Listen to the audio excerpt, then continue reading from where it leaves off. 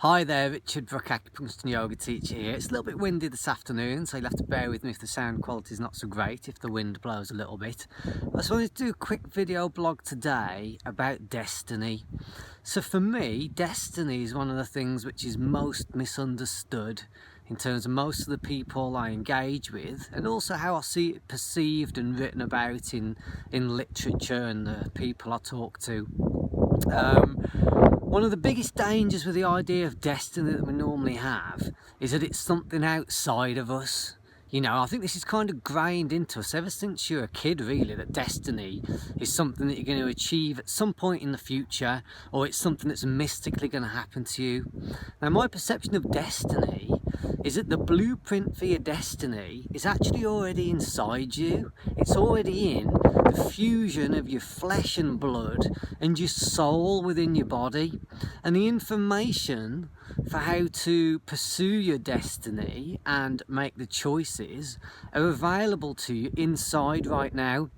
So what we need to do, we need to desperately avoid this notion that your destiny is something that's kind of in future of you and away from you and distant from you. It's something right now that you should be engaging with every day of your life, and you tune in internally to find the messages, the signals, the inner voice, if you like, which lets you know whether you're on track. And obviously what's supportive of that is getting within activities and getting within practices which enable you to filter out some of what's not useful in the mind.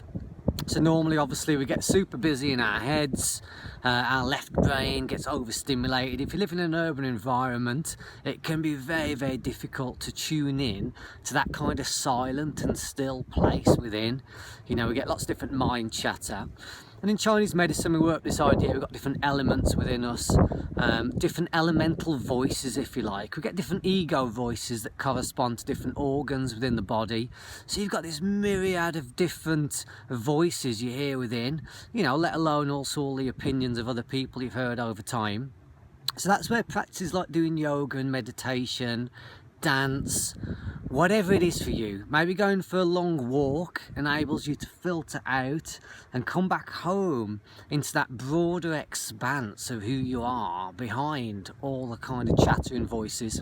Particularly when I teach yoga, I'm very big on this. So when I get people to the end of meditation, I ask them to listen a lot more closely to what some of the inner whispers are that are going on inside them. And it's said, I'm pretty sure I read this in a Chinese medicine book many years ago, that the voice of the heart, the voice of your heart, which we perceive as containing the blueprint for your soul, or your destiny if you like, is often the quietest voice that you hear inside. So you need to be able to go into really a quiet and still place and pick up on the essences of what you hear.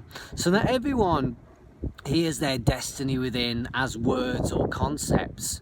Sometimes you might feel it, you get a sense of whether you're on track or not. Maybe you get images, you know, and then when you go outside in your life, what's important then is what you feel in your heart, because your heart is kind of this midway point between the ground and the sky. Energetically, you've got 7 energy centers, 7 chakras, your heart is in the middle. So things that resonate with your heart are things that are important because it's something that's happening right in front of you right now that resonates with your soul blueprint. You know, some things might just affect us on a physical level, but we don't really feel much about them or think much about them. And some things we think about, but we don't really feel. So some things just exist as wishful thoughts, but we don't really feel that tingle of excitement or passion. So when you feel that tingle of excitement or passion in your heart with something that's happening right in front of your face right now or happening in your life, it's got meaning, because I said it's that fusion of your physical being with your etheric body, your soul body, which comes in. It's inspired, it comes in from within and resides in the heart and is played out in the physical world. Okay, I think that's good for today, folks. So if you want to come and check out what I'm doing, check out the website, richardbrookacupuncture.co.uk, creativeyogalondon.co.uk. You can also come out and see me at the fabulous retreat I work at, Moinos Velos, and then moinos-velos.com.